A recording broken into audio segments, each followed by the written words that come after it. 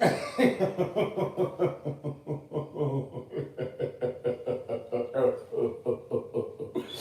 everybody doing? Well, today we're going to do something that, a lot of you have been asking me um, how to do a birth chart interpretation. A lot of you have been wanting a birth chart, but don't quite understand what a birth chart is, you know? So let me just say that a birth chart is it's a blueprint. It's a blueprint of the cosmos. It's a blueprint of what you're here to do. It is the soul's journey. The soul goes through many incarnations, not just in this solar system, but in many solar systems, throughout many constellations. You see, there's a lot of you out there that don't quite get it yet. You have to understand that the birth chart is a blueprint. It's a blueprint of your journey, going through all of the different star systems that exist, and that's almost inconceivable. Inconceivable. So, a lot of you want a birth chart, but there's a lot of you that don't know and don't understand what a birth chart is, right? And I gotta tell you, a birth chart is a wonderful thing because it tells you everything about who you are, why you're here, and what are you supposed to do, right? And yes, I know that the church teach us that we only have one life to live. And you know what? That may necessarily be true, but only in the context that we do have one life to live at a time. Once our life is over, the carbon matter goes back to the earth, where it came from.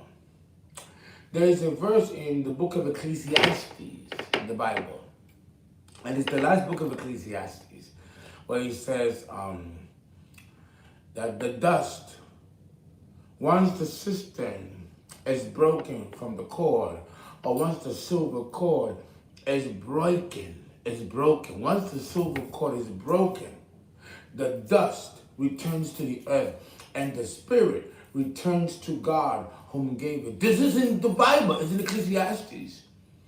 And it's also in other religious texts.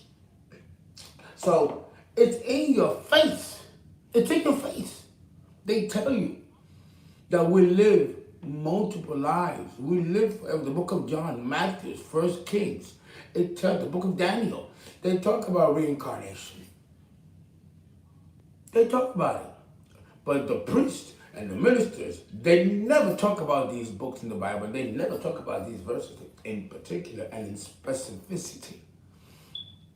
And this is where the astrologer comes in, who also happens to be a priest, a high priest, not just a priest, a high priest. And we are here to guard these mysteries. So if you meet an astrologer, you already know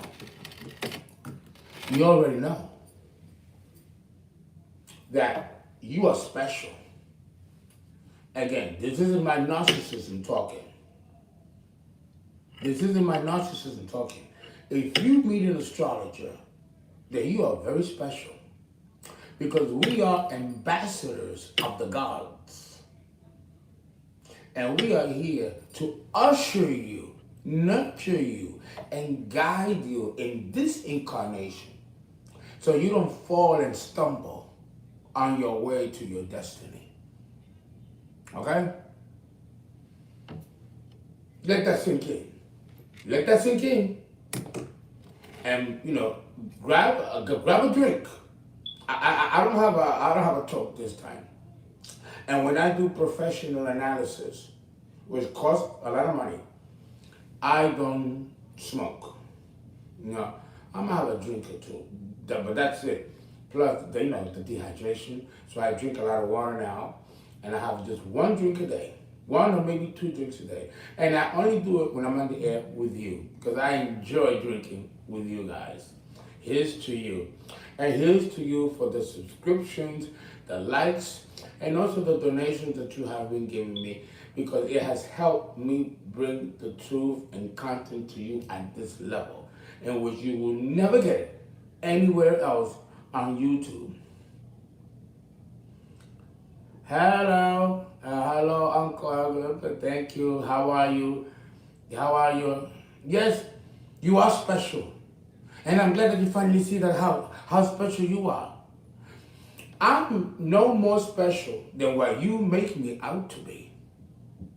Remember, without an astrologer, there are no signs of the zodiac. And if there are no signs of the zodiac, then astrologers don't exist or cannot exist. So we have a codependent relationship, astrology and astrologers. We need each other. So thank you for giving me life. Because without you, I'd be still a psychotherapist in some clinic in downtown Manhattan somewhere, making a lot of money per hour, but being very bored. Okay? So yes, please hit the like button. Now, because hit the like button and subscribe and share my videos, and do call for a birth chart. Okay? You know my number. Okay? So today I have a very special treat for you. A real treat. I have here behind me a birth chart of a client, one of you guys, a subscriber, but I'm bounded legally, so I cannot reveal the person's name. I cannot even reveal the sex of the person. So it is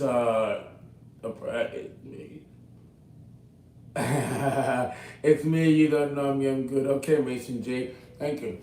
Understand that this birth chart is real, and it belongs to one of you subscribers who paid to get a birth chart done. And I said to myself, you know what? Why don't I ask permission to see if I can, right?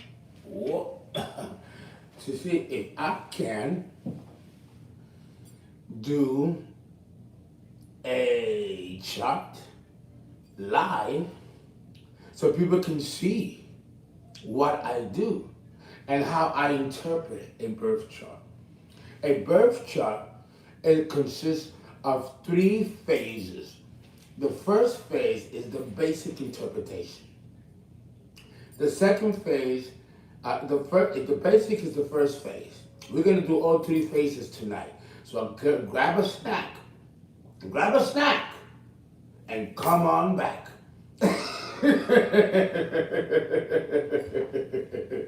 You do have to, because we're going to do this. It takes about 32 hours, 42 hours to do a professional birth chart interpretation. It takes weeks, sometimes months. $350 is not a lot of money for 36 hours. When I was growing up in the 80s, you know how much an astrologer cost in downtown Manhattan? Google it. $2,000 to $3,000 an hour. And to prepare the chart took $2,000, because back in the day there were no computers. There was no cell phones, no beepers. You have to do it by hand. Imagine doing this. I used to do these birth charts by hand, and it would take me about 7 hours to do one birth chart. That's the kind of astrologer I am. where I had to learn to do it by hand. I had to get a book of houses, a book of tables, a logarithm, and you gotta be good in math. You got to, or you cannot be an astrologer. No. So thank God that now in my early 50s, I'm able to just touch a computer, the chart shows up. And it's cute, yeah, there's a lot of, oh God, the math the math is a beast in itself. A beast. A lot of you have asked me questions about the different house systems, right? Like the Placidus, the Equal House, the Koch, the Trigonometrics. All of these are different, mathematical systems of delineating and breaking down and calculating the astrological houses. Right? Very complex, differentiated mathematics, calculus, and algebra. Yes, the algebra that we learned in high school comes in handy when you do this. People who are meteorologists, like the weather people, they have to study this. Not meteorology requires that you learn the graphics of the planet and learn the planet's grid and the meridians and the declinations and the inclinations and all that stuff. We as astrologers have to learn that as well. Right? So understand that it's expensive for a reason. And it's also very, very time consuming to do this. Oh yeah! Oh yeah! Okay? I'm telling you. Let that sink in when I taste this delicious strawberry martini infused with peach and apricot. It's delicious. It's delicious. Delicious. Oh, I'm not drinking as much. Like I said, I drink one drink a day or two glasses, not the bottles. I don't even buy bottles. I don't keep it in the house. Okay? Because I gotta stay hydrated and I'm getting ready to open the school. There's a lot of you who are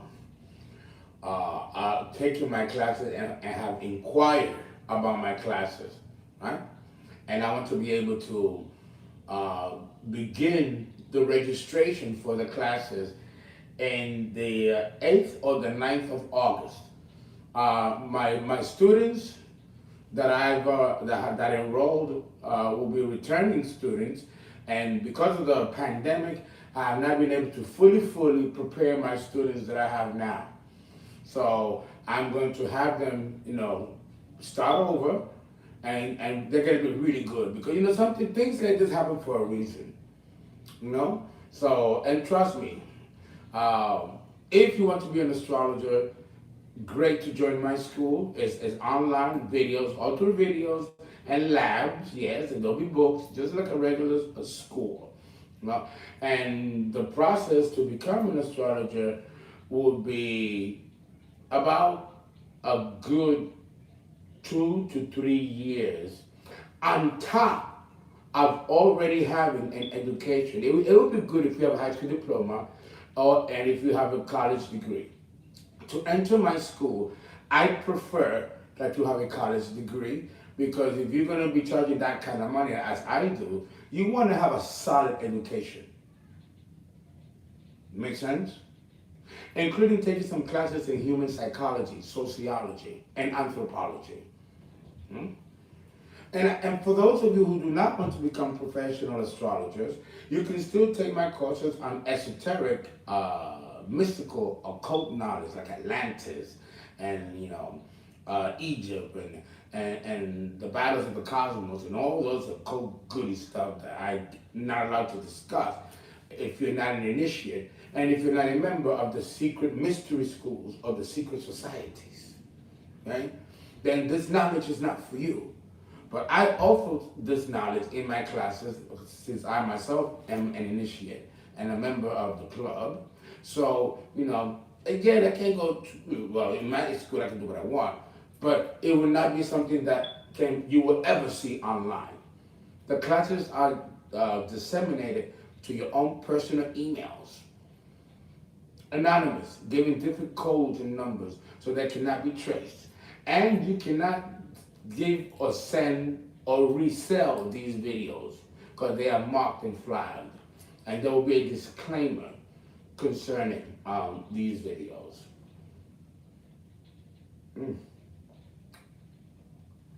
Okay? Yes. Hey, Shadow. Shadow, say hello.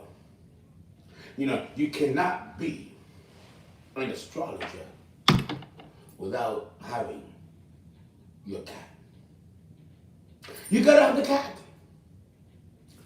1 second, please. 1 second.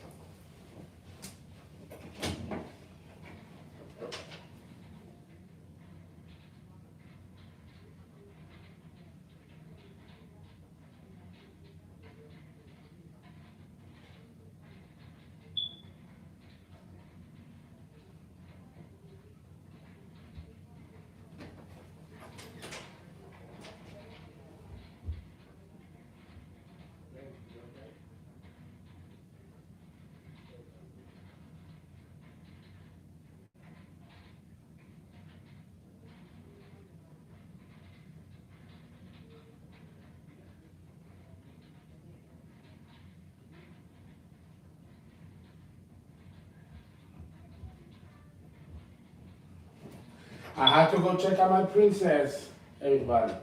Yes, she's doing wonderful. She's doing fine. Yes. 1 second. Yeah. So understand that for me to I'm being very Libra today. I'm being very Libra today. Oh God, my thighs are too big. I can't even sit that way. I understand that if you get a birth chart, it's going to change your life. It's going to change your life. And it's going to unplug you. Do you remember the Matrix? You know, that's really true. It really is. It really is true. Once you get deplugged, listen, you're done. You can no longer go back to being ignorant, thinking that you know, but you don't know. Because once you know, the gods know that you know, and now you're going to be held accountable. It's deep. It's deep.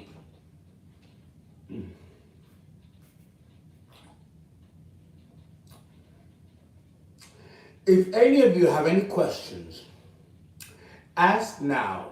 You got a 5-minute window. Wow.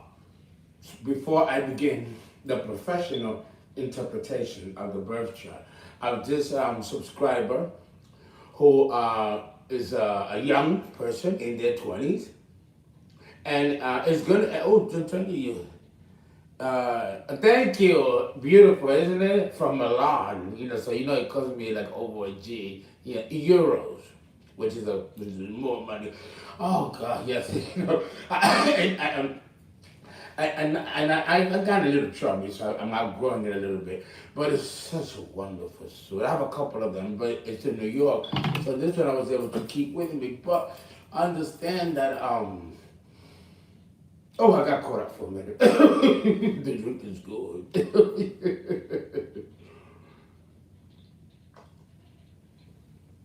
Yes, I'm going to put the music in a minute. I'm going to put the video music in a little bit. But I needed to give you this introduction. Okay? I had to give you this introduction. So, the first phase is the basic interpretation. The basic interpretation deals with the astrological houses, the signs of the zodiac, and the planets. The second phase, which is intermediate, I go into the degrees, the midpoints, the rulership and aspects. And then the third part is professional analysis, where I go deep into the psychological makeup of who you are. you, your parents, everything. And then after that, in a professional analysis, comes the secondary progressions, the prediction part. The secondary progression, the transits, moving the chart forward, which is a progression. And if we do it backwards, it's called converse direction. Solar arcs, secondary arcs, minor progression interiorly. Okay? We're going to the esoteric and the mundane. So it's just a lot. It's a lot. That's why it takes a couple of months to professionally get your chart done. And trust me, in your 20s, you get this done in your 20s, you will be bad motherfuckers by the time you're 30, because you'll be good. Uncle Fernando will have you good. You'll be ready. You'll be balling motherfuckers, men and women. If you come through me, you're gonna be ballers, because I'm certain one, and you will be ballers.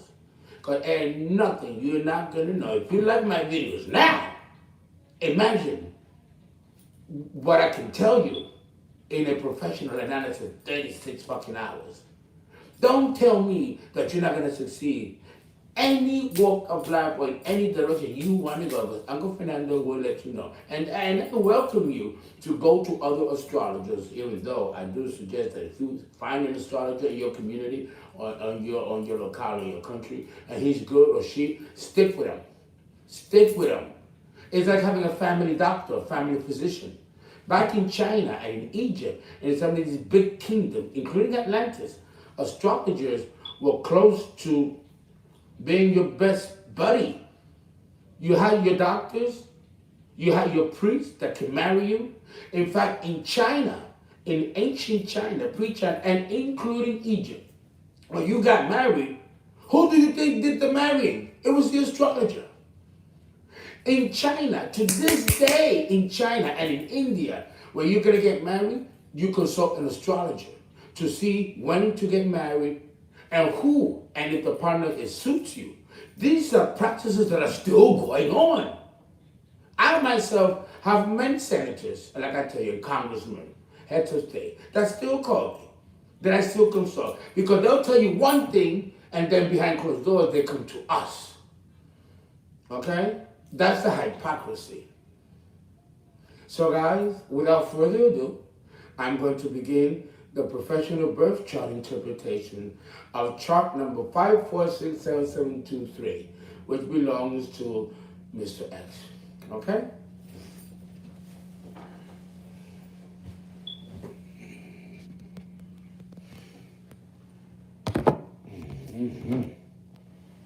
All right. Okay. Let's take this off, because it's going to be a minute. It's going to be a minute, all right? Yeah, I know.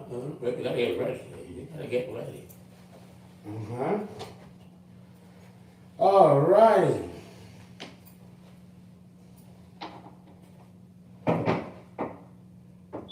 Yes. Yes. Yes.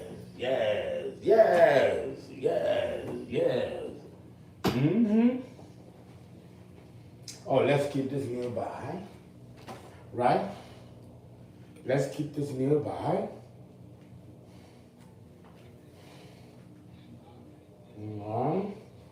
Let's put that here. Let's put that here. Let me take this off. Yeah. I don't want to look like the nutty professor, but I am, right? Oh, God. You gotta let the mane out, right? Or the antennas of Aquarius, of Uranus. Because that's how you get the messages. That's how you get the messages. Okay. There's some great astrologers on YouTube that I actually personally recommend you. That are actually pretty, pretty good. Okay. Here is, and this is what I do when I do a birth chart interpretation. When people do birth chart interpretations, This is the pattern or style in which I begin. Okay? Let us push this a little bit more this way. There we go. Right.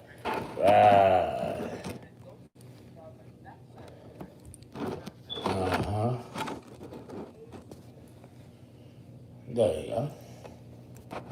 Maybe that way. Alright. Okay. And now let me get my pointer. Okay. This person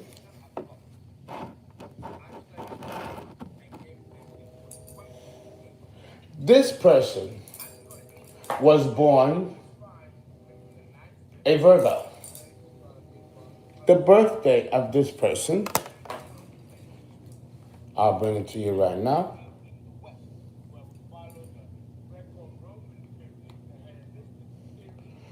You guys have to bear with me because you know how Saturn be doing me.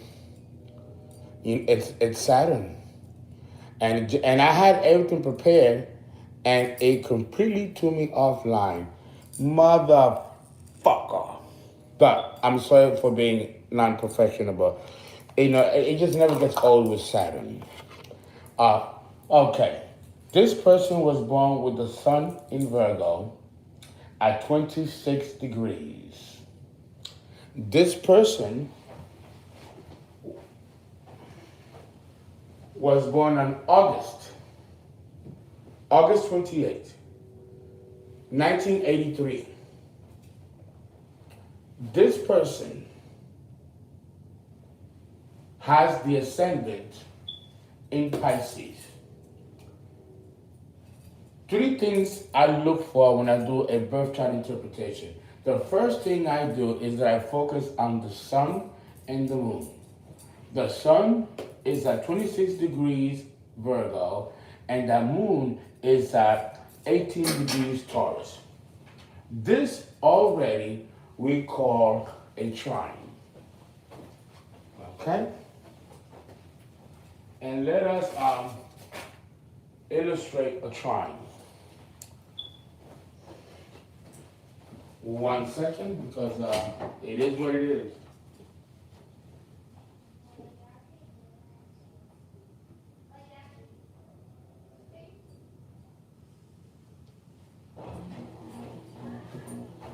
Okay. Here we have Virgo,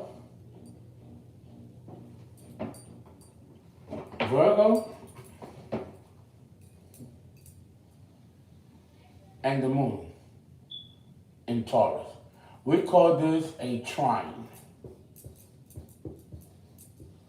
And it's 120 degrees. The 120 degree trine is a very, very good aspect. It is a very positive aspect. Absolutely. That means that the earth, the sun and the moon are in cooperation. So the person who is born with the sun and the moon at a trine means that they are either in an earth sign, or fire sign, or water sign, or air sign. When the sun and the moon are at a 120 degree angle or trine, the word trine comes from Latin meaning triangle. Okay? That means like the isosceles triangle that we learn in school. Okay, equal size. This means that this person born with the sun, whether it's in Virgo or in Taurus or in Capricorn, and the moon in Virgo, Taurus, or Capricorn, they are going to have a harmonious life. They are going to have a life where the emotions and the feelings and the logics and the needs are going to be met. The sun and the moon also represents the father, the sun, and the moon the mother. By knowing the position of the sun and the moon in your birth chart, I can tell a lot about your own personal mother and father. Who were they? What kind of people were they? So, this person who was born a Virgo has a mother, because we have to look at the moon in Taurus. That tells me that the mother was a nurturing woman, a caregiver. You have the moon in Taurus at 18 degrees. When you add 1 and 8 is number 9, which is a completion. That means that the moon in Taurus, which the moon is exalted in, will have a philosophical kind of bent. The person with the moon in Taurus at this degree will tend to be philosophical, will be education oriented, education driven, will be a scholar, or will be involved in scholastic pursuits. But on a lower scale, they might just like to read the newspaper, or might like to read and spend time reading, or going to culinary events, or reading magazines. Number 9, because again, 18, 1 and 8 is 9. With the moon in Taurus at 18 degrees, which equals number 9, this person may be very fond of traveling. And even if the travel is from local point A to local point B, the person loves the fact that they are able to travel, that they're able to be, they learn from other people. That's what makes you philosophical, okay? That's what makes you philosophical. When you have the moon in Taurus, right? Where are we? Here there's Taurus.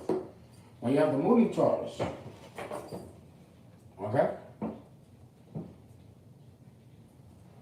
And you have it at this degree, okay?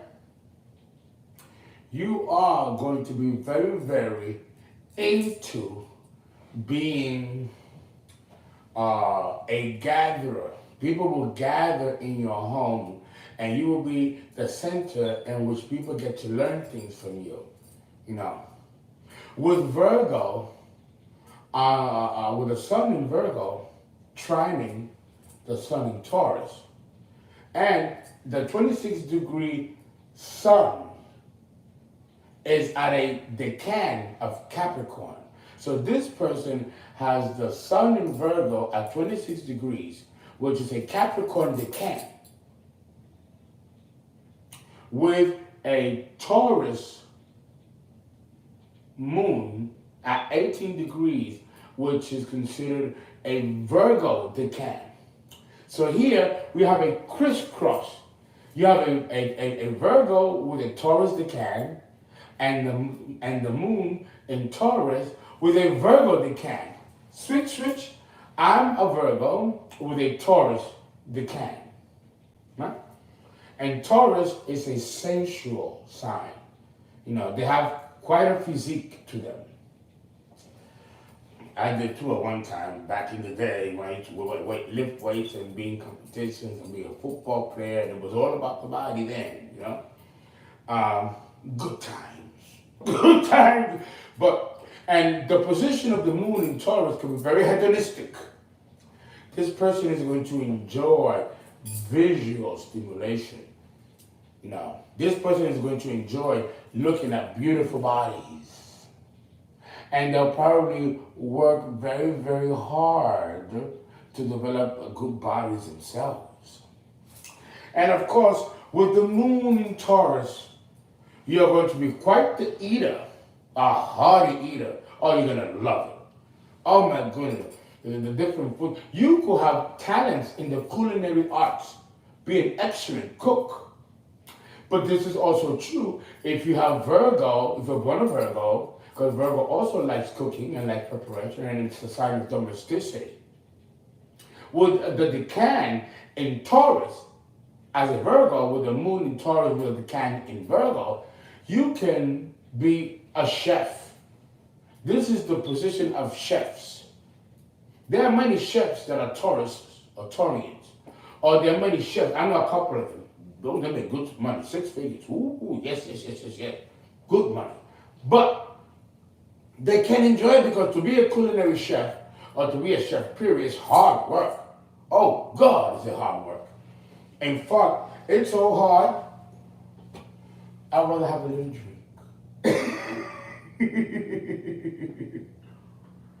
Mm-hmm. So this person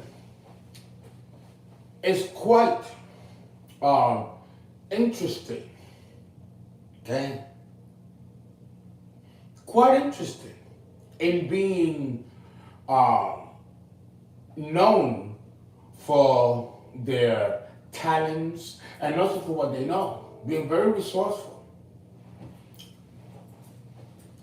This is something that they could have learned from one of the parents or from both parents. When you have a trine in earth signs, the money flows. And if you're young and you're still not at that level past age 30, your first time in return, where you can make your own money, you're very well underway. You will be born with the resources to be able to get a job and make good money. When you're born with an earth trine, such as this chart, you're not going to be lazy. And you're going to be very focused on taking care of the basic essentials that will promote the basic of life. Anything above that is gravy. But the basics of life has to be met with a person born with the moon in Taurus. Now, that's the sun and the moon. For me to do a professional interpretation of the sun and the moon will take 2 hours alone 2 hours. Right? You have the sun in the 7th house. Let me write down the houses, because this is something that I didn't get to do, but I'm going to do it now. Okay? All right. Here we have the first house. Huh? This is the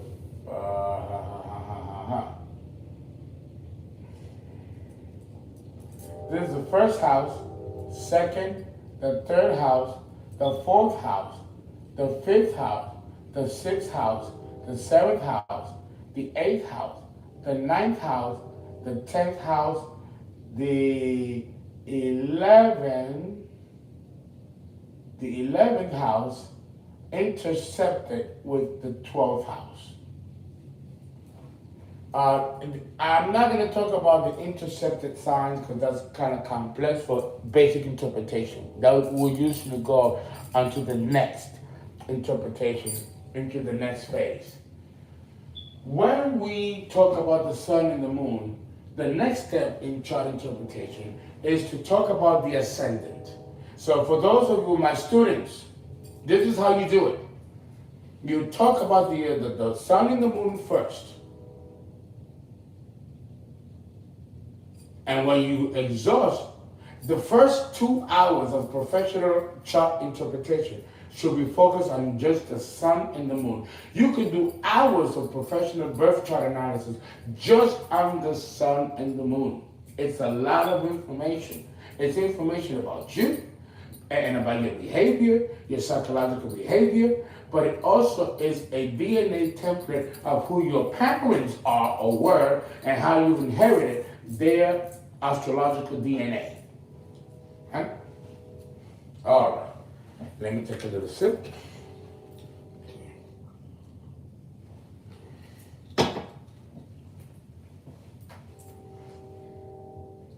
The first house is the identity of the person. The first house rules your personality. Okay? We're going to move away from the sun and the moon. Oh, by the way, with the sun and the moon being at a trine, that tells me that the parents never divorced. They should have lived harmoniously. And if they did divorce, which is rare when you have this trine, that's also explainable. But ideally, all other things being equal, there should be a harmonious and happy relationship between the parents. Okay? Now, talking about the ascendant. Once you exhaust the sun and the moon, you go to the ascendant. But we're not going to go there just yet, because now we have to discuss the degrees. The degrees. I've already talked about the degree of the moon, which is 18 degrees. But you add the 18 degrees Taurus. To find out how this moon is functioning in Taurus, because think about it, there are tons of people, millions, billions of people that are born with the moon in Taurus. Does that mean that everybody with the moon in Taurus is going to have the same interpretation? Absolutely not. So how do you know? Someone that's born 2 minutes apart with the same birth chart in a different part of the country, and you put them all in one room, they're going to have the same birth chart. But yeah, when you do the chart, these 10 people that have the same birth chart, born at the same time, but just different parts of the country, they're all going to have a different interpretation. It's crazy, isn't it? But they're going to have a different interpretation. Why? Because the soul of the individual does not fit this. The soul of each individual is a whole different chart than this. The astrologer has to be very discerning. What kind of person is in front of the astrologer? Is this person highly evolved? Because a highly evolved person will use his birth chart energies quite differently than someone who's lower evolved. But also,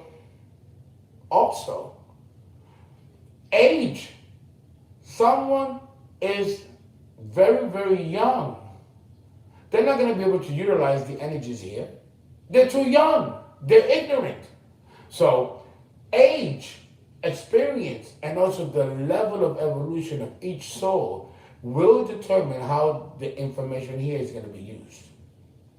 This is why every birth chart interpretation is different and unique for each different person, even if they were all born at the same time. Listen, let me tell you, I'm a twin. I have a twin brother.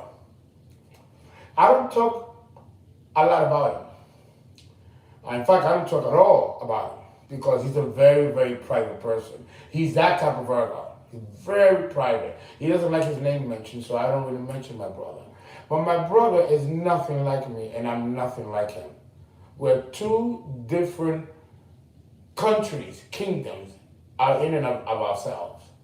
He doesn't believe in astrology, and it's quite, he thinks I'm a charlatan, actually. He doesn't really think that I am, he thinks I'm conning and shiting people. Yeah, I'm a twin brother. Do you believe that? Ooh, yeah? Yet, I'm renowned all over the world for what I do. And to this day, he still is, oh, please, I don't believe in that. And I think you're robbing people, conning people.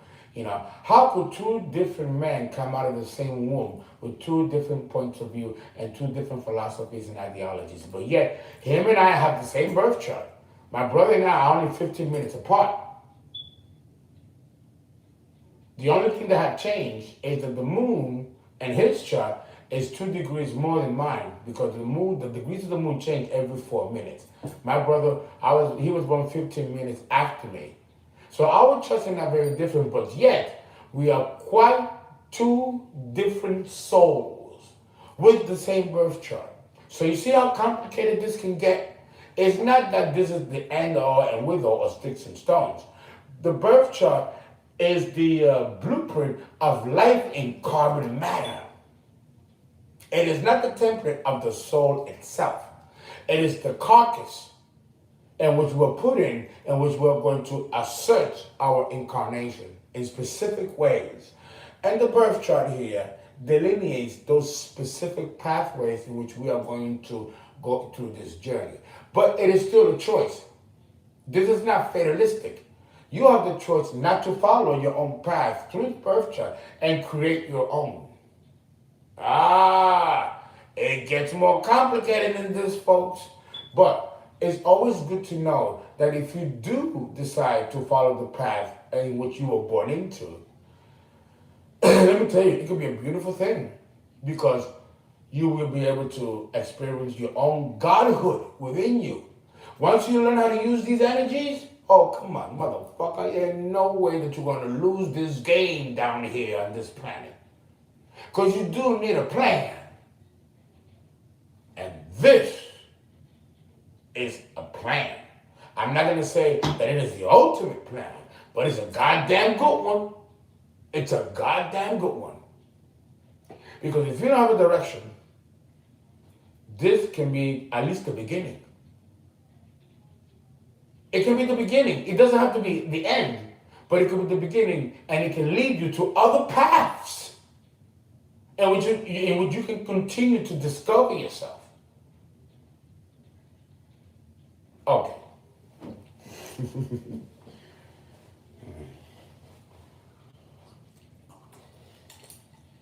Back to the 18th degree of the moon in Taurus.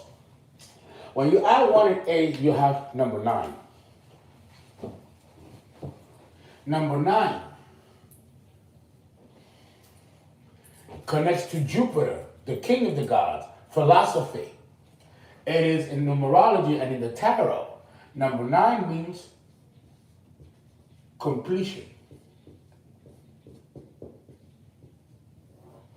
So with the moon in Taurus at 18 degrees, this person most likely graduated from college, if they're old enough, or they're about to, or they might have a career or are pursuing a career that may lead them into the academic fields or the academic circles. Why do I say that? Because the moon in Taurus is in the 3rd house of Gemini. And the opposite of Gemini is Sagittarius, which is, again, number 9, completion. You see how it connects? Do you see how it connects? First of all, you have to be an astrologer if you want to figure out the exact birth time, because there's a lot of math involved. And if you don't know the equation or the formula, then you're not going to know it. You'll have to get a birth certificate, or you're going to have to talk to your doctor, your medical doctor. Oh, do I have a zip ring on my nose? Get out of here. Oh, no, this is no good. It's no good, it's no good, it's no good. This ain't no good. Understand that if you have a number 9 vibration, if you have a number 9 vibration, you are going to be a very learned person or someone very, very curious in learning the world around you, knowing nature too. The 3rd house rules education, it rules learning, it rules reading, teaching. The person can become a teacher or go into teaching, lecturing, doing conferences, right? Especially with the sun in Virgo. And Virgo is known for being very studious and very scholastic. This definitely is a very scholastic position. Now, it's interesting that with this type of signature, the intellectual pursuits might not just be learning about math and arithmetic or English or things like that. It could be studying about the occult.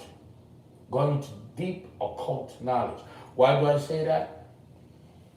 Because when we move to the sun in Virgo,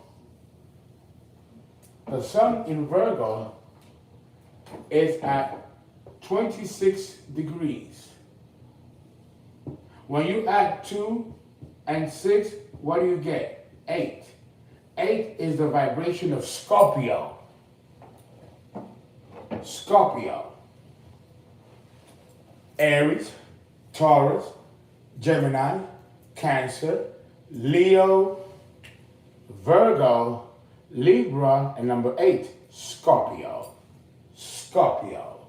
So now you are born a Virgo, but with a Scorpio sub-signature.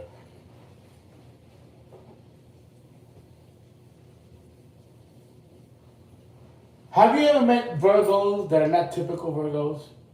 You got your typical Virgos, shy, don't like to talk, they like to be very helpful and serviceful.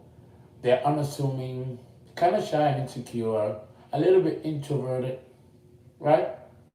And then you meet Virgos like me, right? Then you meet Virgos like me, who are nothing like that. Nothing like that. And quite frankly, don't want to be nothing like that. I don't like being the typical Virgo. I'm not the typical Virgo. Never have been, and never been interested in it. With an Aries moon, there's nothing shy about me. Well, when you have the sun in Virgo, and it's at 26 degrees, which is a Scorpio sub-signature,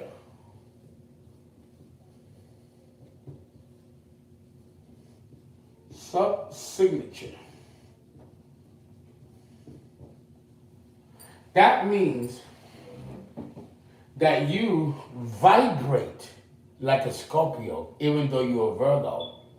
What do I mean by vibrate like a Scorpio? Well, number one, you might be very charismatic, very mysterious,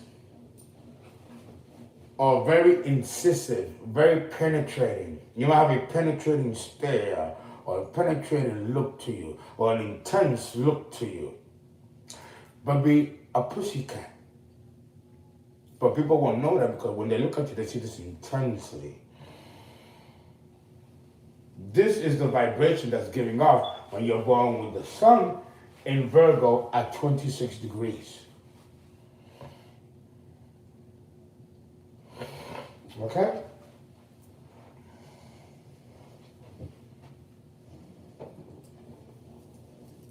Do you see that we're doing 1 hour almost? Well, I'm not going. We're going to 52 minutes, and I'm still talking. Well, take away 10 minutes of me talking. That leaves 40 minutes, and a consultation is 2 hours at a time, and I'm still talking about the sun and the moon, and I haven't even gotten started. It's that much information. It's just that much information. I want you to understand why I get so tired sometimes and I don't do videos back to back, because these chart interpretations, when I get clients that want charts, it can take you a whole day. It consumes you. You're drained between doing this and doing videos and running the school. You wonder why I drink. And the bag's underneath my eye. It ain't the drink, it's the work. It's work. This is work.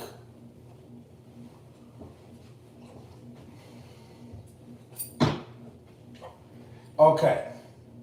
Now, we talked about the decan. When you are a Virgo with a Taurus decan, like myself,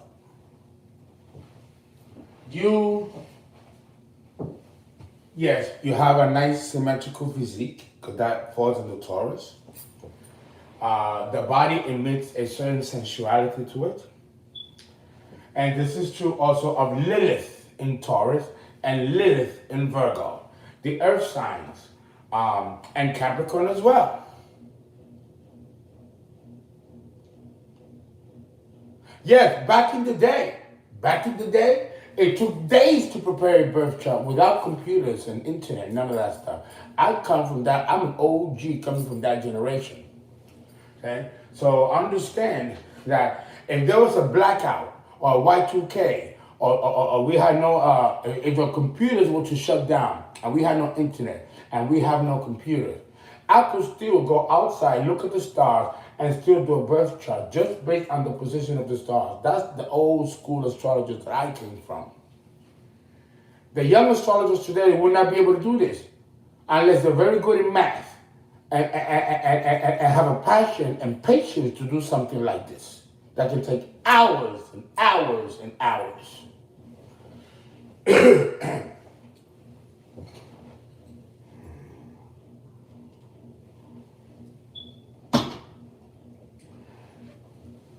Okay. Okay. Thank you for the respect. Thank you, because this does demand respect. Understand that there's some very powerful codes here. If I want to know how this person is going to die, I already see it here. The 8th house of Scorpio, of death. Death in the horoscope. I will never discuss death, but I already see how this person is going to die. All that is here. It's deep. It's deep. But let me tell you something. When it comes to death in the horoscope, we astrologers see the signatures after the death of the person occurs, never before. We can predict and come this close, but we never hit the bullseye. Because you know what, and there's a lot of respect that has to go with that. Because it shows you that God, no one can replace God and no one can play God. As astrologers, we have been given a lot by the gods to interpret and help humanity as priests. But we cannot predict your death, but only see it after. Because the planets do rotations all throughout your life. Let me tell you this though, when you do die, the planets will be back in their original positions where they were when you were born. Yeah.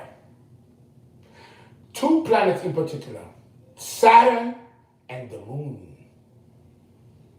When you die, the sun, and I'm talking to the person who paid me for this chart, whom I'm doing live.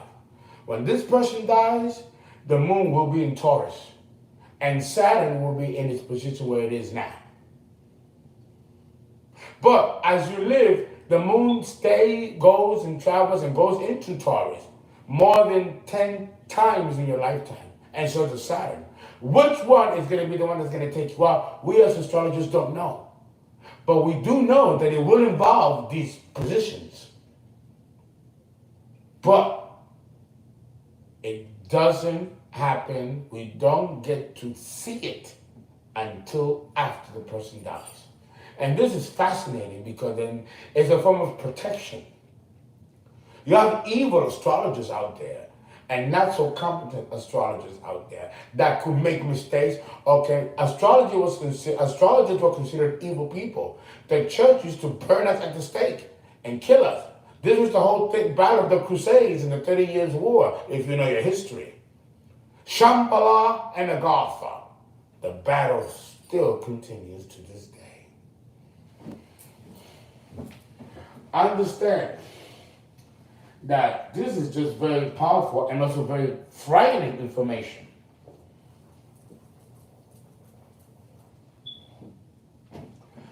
This person born with the sun in Virgo at 26 degrees is not afraid of death and is quite courageous.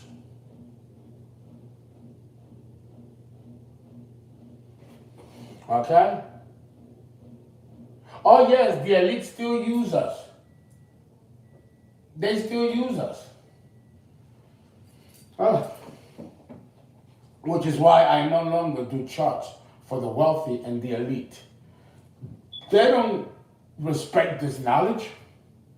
They use it so they can get more rich or more powerful and be more cruel and meaner than they already are. They don't use it esoterically to evolve the soul. I'm concerned with evolving your soul.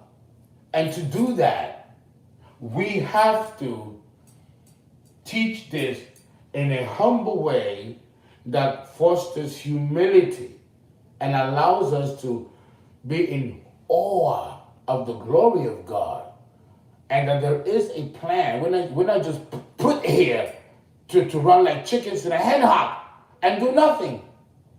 And, we're here to do something. This is the direction. Unfortunately, the church knows this and kept it from us. Thank God that the Piscean age is almost over and that the church era is on its way out.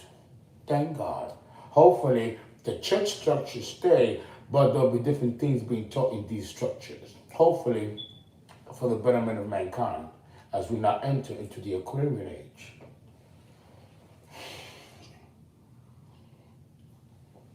This is the Aquarian age. Don't get it twisted. Okay. Now, again, still talking about the sun and the moon. We have the sun in Virgo. Let me get this right. Wait a minute, what did I do here? 1, 2, 3, 4, 5. 5 is here. 6 is here.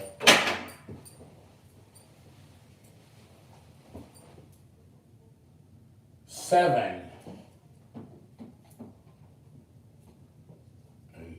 8 intercepted. 9, 10. 10 is intercepted. 11 and 12. I will talk one day about the intercepted signs. Okay. The sun is in the 7th house. And Taurus is in the 3rd house. Both the 3rd house and the 7th house are air signs. They're air houses. And in astrology, we have a term for them. We call them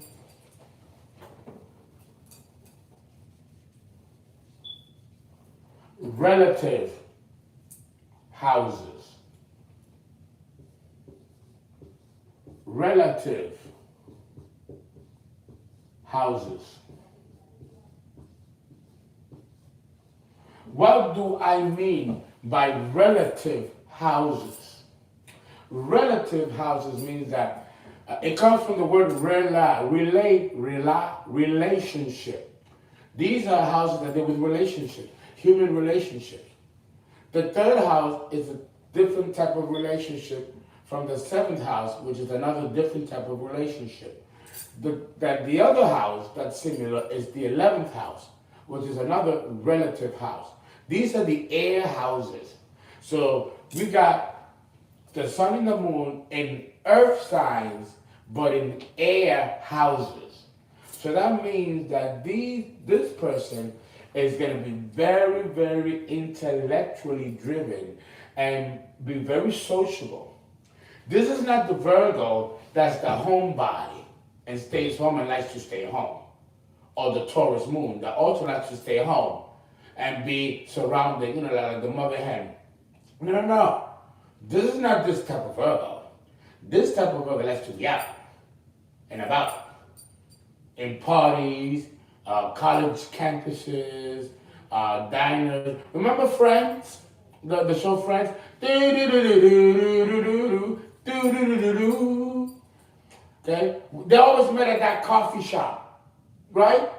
Rachel, Monica, Chandler, Ross.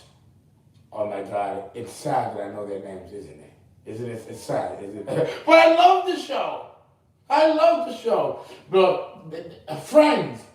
What sign of the zodiac rules Friends? Aquarius and the 11th house.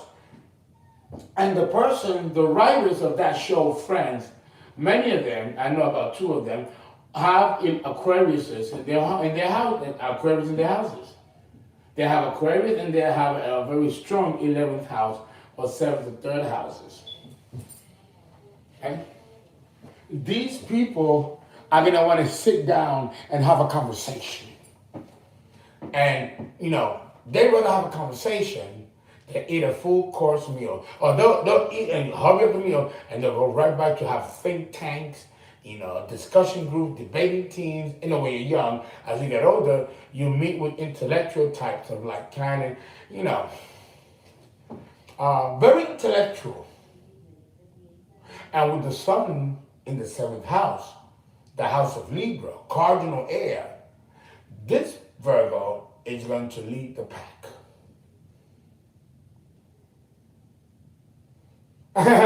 Oh, Girlfriend, that's another show. Girlfriends, I used to watch that show too on BET. Girlfriends is another show that deal with the air houses. What is it? Ellis Ross and I forgot the other women in it. But they are, it was all about the relationship that they met, that they did with each other, they connected with each other. Yeah.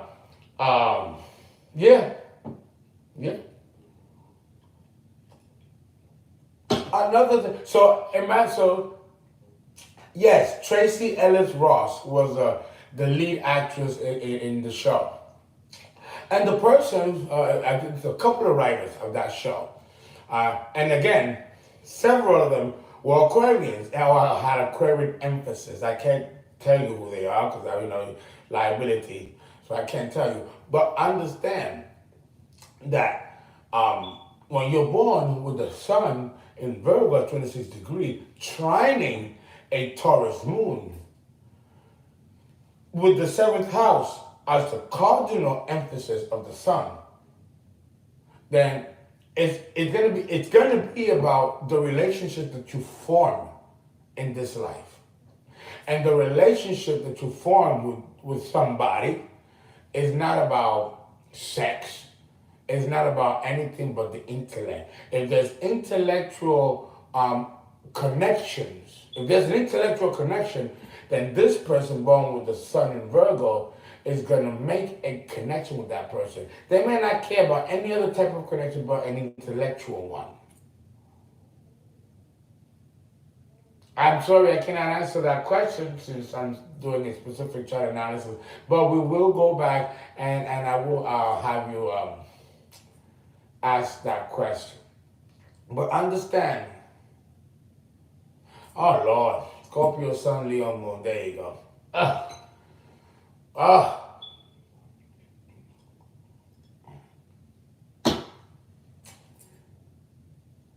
And there's another thing.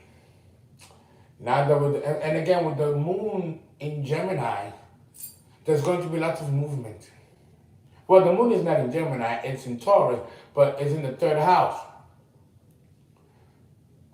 So there's going to be a lot of movement. This Virgo person is going to make a lot of movements. They won't be able to stand still. Remember, you're dealing with mutable earth, Virgo, with the sun, with the moon in a mutable house, Gemini. And what did I tell you? The first 40 years of your life are governed by the moon. Yes, the cusp of beauty. I was born on September 19, which is the Virgo-Libra cusp, the cusp of beauty. For those of you who were born in that cusp, all of you are going to have, you're going to be, fairly good looking. I'm trying to be modest here, since this is my cusp too. I'm trying not to be narcissistic. Yes, we are beautiful, aren't we? Okay, that's as narcissistic as I'm going to get. But it's the truth. And a mess, oh, you got it. Oh, wow. The cusp of beauty starts at September 19th. September 19th is the beginning of the Virgo-Libra cusp. And it is the cusp of beauty. Yes, attractiveness, beauty. If you're born in that cusp, you should be an actor, going to theater, the films, soap operas, all that stuff. It's all for you. So, I hope that wasn't too narcissistic. But it's true.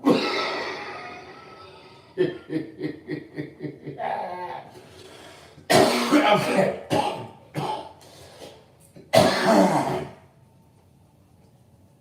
Okay. So, understand that when you're born with the sun and moon in relative houses, you're going to seek communication, connection on a mental level first, and then on a physical level, because you're dealing with earth trine. Sun and moon are in earth signs. So the physical is important, and it'll be there, vibrant.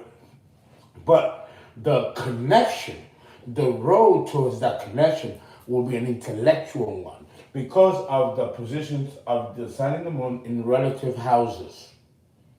Okay?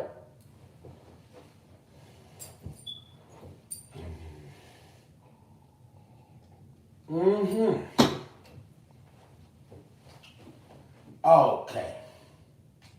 Now here is another situation that I need to discuss concerning the sun and the moon. If we divide the wheel, right? Let's divide the wheel.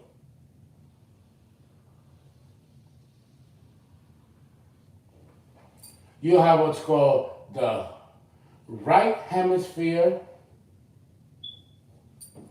and then you have what's called the left hemisphere.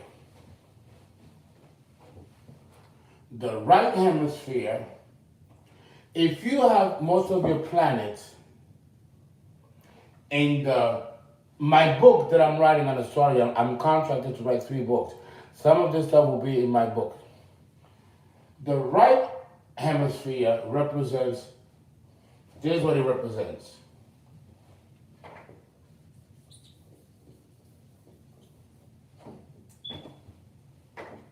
Leadership.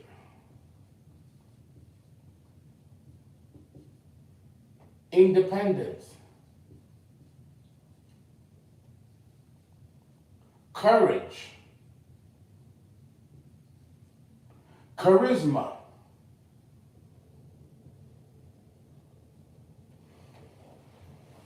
Arrogance.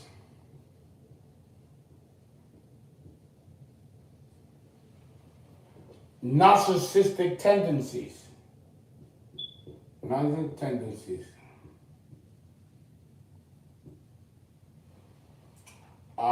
Individuality.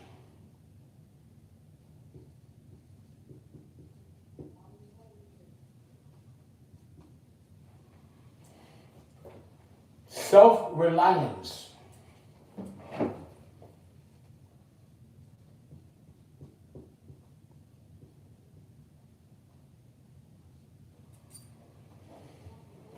And autocratic behavior.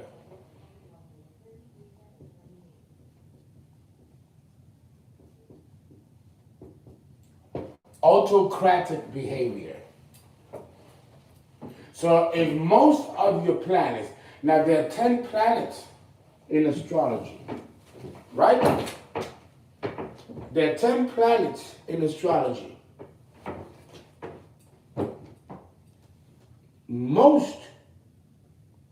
If most of your planets are in the right side of the wheel, then you are going to be an Aryan character. You're going to be someone that is going to be very independent, independently driven, self-motivated. And God forbid somebody tells you what to do. And that ain't happening. You're here to lead and to do your own thing and be an answer to nobody. No fucking body. If you got most of your planets on this side of the wheel, what we call the right hemisphere.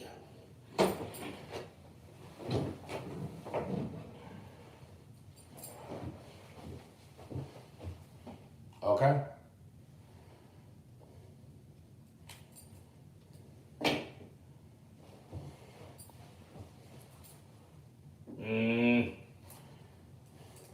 Now, let's go to the left hemisphere.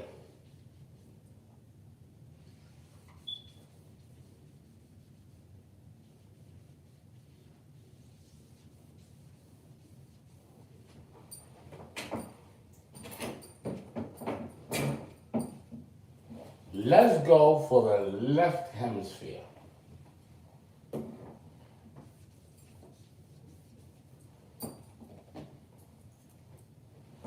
Just put the right back over here.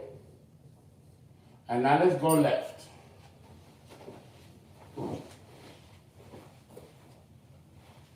On the left hemisphere, right, you have, if most of your planets, excuse me, take off my shoes for a minute. If most of your planets are situated on the left side of the wheel, then you have what's called, then you are codependent. Codependent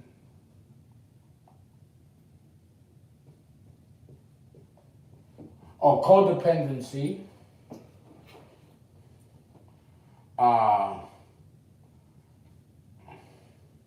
codependency and everything that codependency stands for. There is a neediness.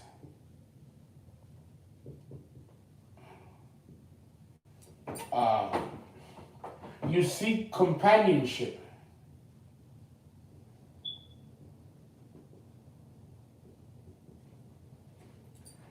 You prefer to be in a relationship versus being alone.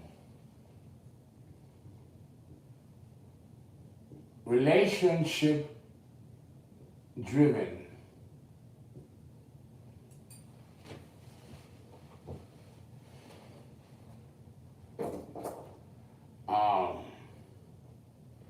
Without this, you have what's called loneliness.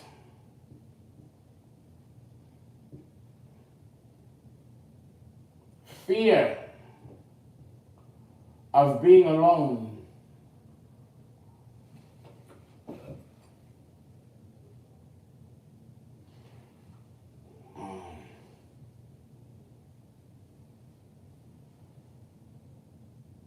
Needing rescue.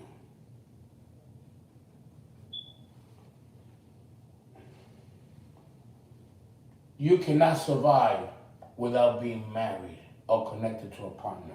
Even if the partner is abusive, you'd rather stay with him or her than to be alone. So we have to call this the sadomasochism. Sadomasochism. A lot of charts of battered women, domestic violence, you find the sun in this side of the wheel. This person was born with the sun on this side of the wheel of codependency.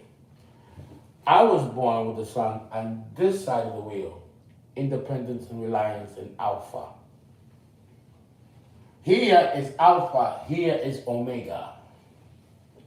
So this person will be very, very unhappy if at some point in their lifetime they don't connect to another human being. And the connection has to be intellectual because of the 7th house and the moon in the 3rd house. Again, the relative houses.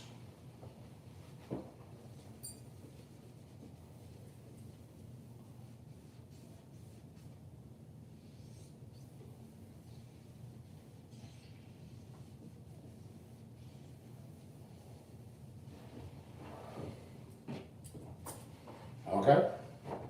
Okay?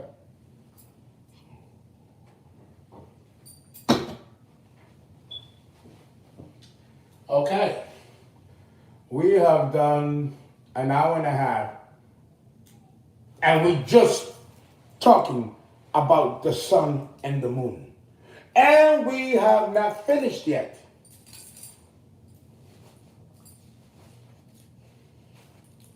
All right? And we're not finished. Now, we have to look at the aspects of the sun and the moon. That's right, shine, shine.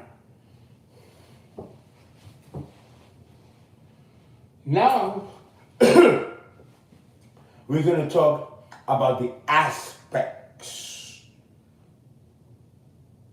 of the sun and moon.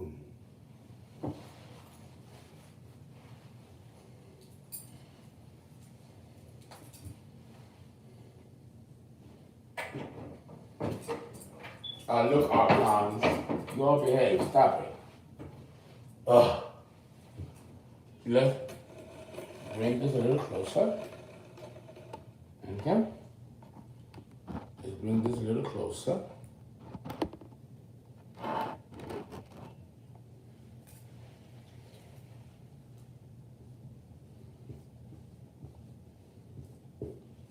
The aspects between the sun and the moon. All right? I'll let you take a little break, okay? Take a 2-minute break. Thank you. What you get me? There, shut up.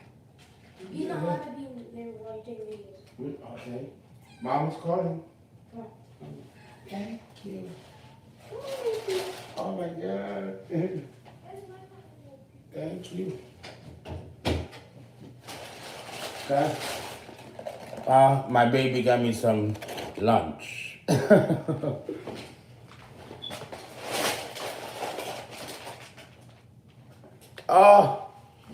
Some calamari. All right. But let's take a 2-3 minute break, okay? I'll let you take a little drink while I prepare for the second hour. We're going to an hour and a half. We're going to the second hour. Still talking about the sun and the moon. Now, you've seen how I went, right? You've seen the order. You've seen the order that I went, okay, since I started. I started with the sun and the moon, the degrees, the houses, the aspects is next. And that should cover 2 hours of chart interpretation. Okay? Please give me 1 second while I go to the little boy's room.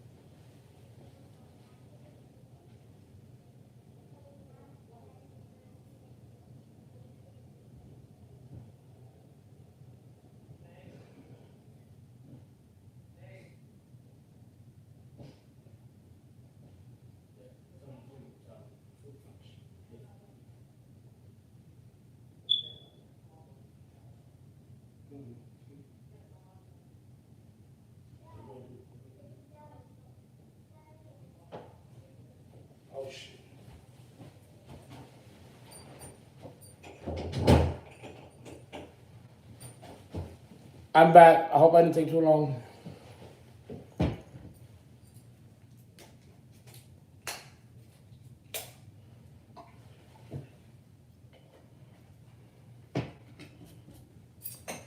Okay. The astrological aspects between the sun and the moon.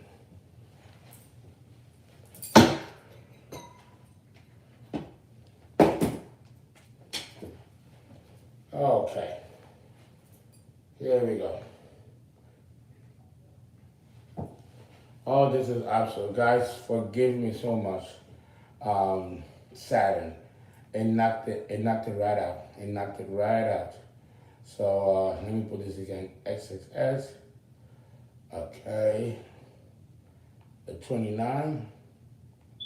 Okay. One more second, please.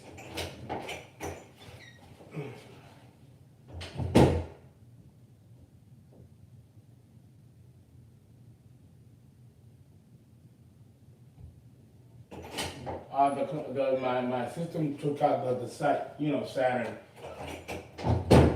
Okay, I'm sorry guys, but Saturn, by my chart, I have another the aspects here, and it knocked it out. Saturn, the witching hour, you don't know how that goes, so now I have to recalculate it. This is gonna take me a minute, so take another break.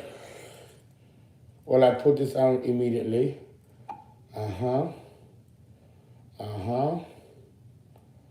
I know it's terrible. It's awful. It's just awful. But I have to marshal through it. 7:35. This person was born at 7:35 p.m. Let me double check. That is correct. This person was born at night. Okay. We got that. And I'm not gonna mention the city, just in case somebody may know the person. And I have to keep it completely anonymous. For legal reasons, the person requested not to have anything revealed, including the city and state where they're from.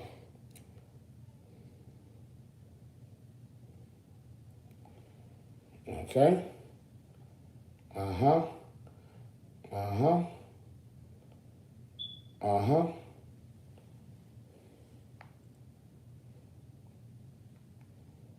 Great.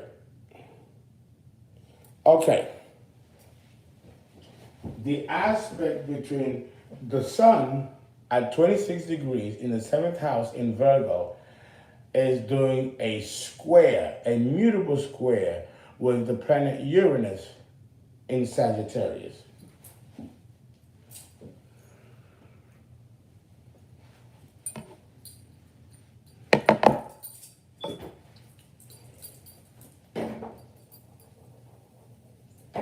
Here, and I'm sorry that I don't have a red marker. I actually have all the colors, but as I prepared and got it together, it disappeared, or it got misplaced, and well, we just have to manage it.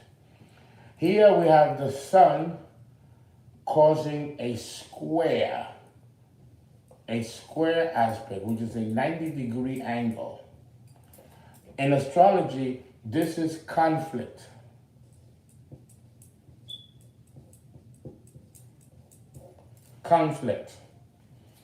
So when the sun is in square to Uranus, you have a person that is unpredictable in their behavior. They are quixotic. These people can be walking, talking, breathing contradictions. They say one thing and do another. They do something and then they go ahead and change course in the middle and do something else. These people can have erratic mood swings and disruptive, sometimes abrupt behaviors that can come out of nowhere. But this doesn't always have to be an internal process. When the sun is in square to Uranus, and I'm going to go into the specific of Uranus in the other hour, well, I'll do part 2. When you have this square, it can also be external, meaning that you can attract people to you that are unstable, people that are geniuses in their own right, but difficult. Difficult. When the sun squares Uranus, there is an eccentric and sometimes an erratic behavior in the person. Now, where does this behavior manifest in the personality of this particular person? Well, Uranus is in the 10th house of the career. It is the 10th house of the public and the public perception of you. But also, the 10th house rules the career and it rules the workplace. So this person might be exuding that in the workplace. Or the workplace itself might be a conflicting environment where there's a lot of flux and changes.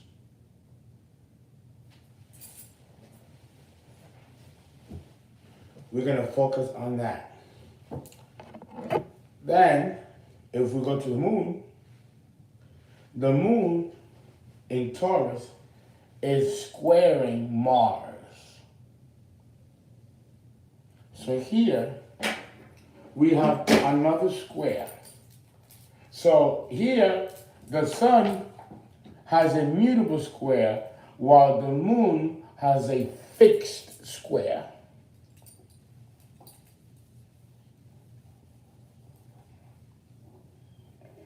Okay?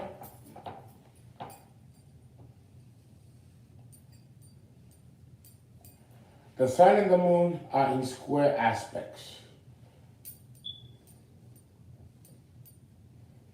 This alone can mean that the father and the mother of this person may have had a divorce because of irreconcilable differences or because things just didn't gel mentally or intellectually with the parents. The trine promises a healthy marriage for the person in question. But that doesn't mean that the parents of this person with the sun and moon in square aspects, not to each other, but to major planets like Mars and Uranus, involving the 10th house, a major point in the wheel, can confer divorce or separation of the parents, but still being friends and being likable to each other. Or it could be the reverse, where they're still together, but they go through their conflicting changes and mood swings. You could have that person at work that no one likes or doesn't get along with because the person might be too critical or too exacting. Especially when you have the sun in Virgo squaring a Sagittarius, a very bombastic sign. This alone can lead to erratic and eccentric behavior of the person in question. This is a condition that could have been learned. It's a learned behavior that this person could have assimilated from the parents or from the environment.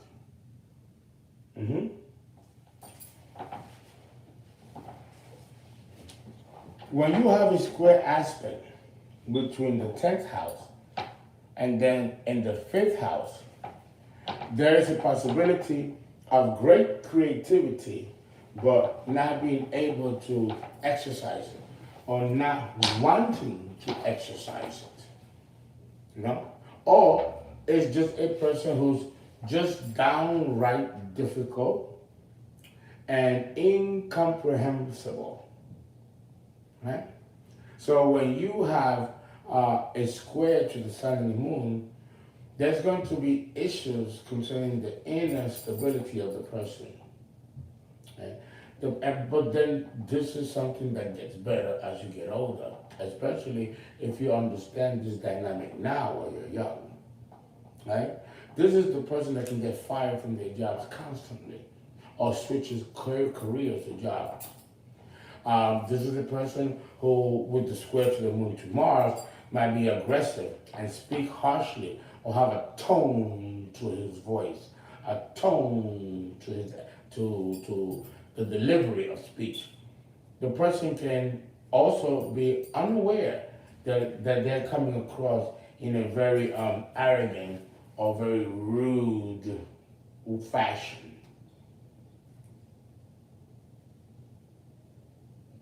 Okay? And we're going to stop here. This was a lot. And we were just talking of the sun and the moon. So we're going to do part 2, and we're going to go into the second intermediacy. And now we're going to go into the actual aspects of the other planets. So guys, stay tuned for part 2. Please donate for content, www.paypal.me/thepeoplesastrologer. Okay? And of course, you can call for a birth chart interpretation. I'll be available Monday, start of business day. Okay?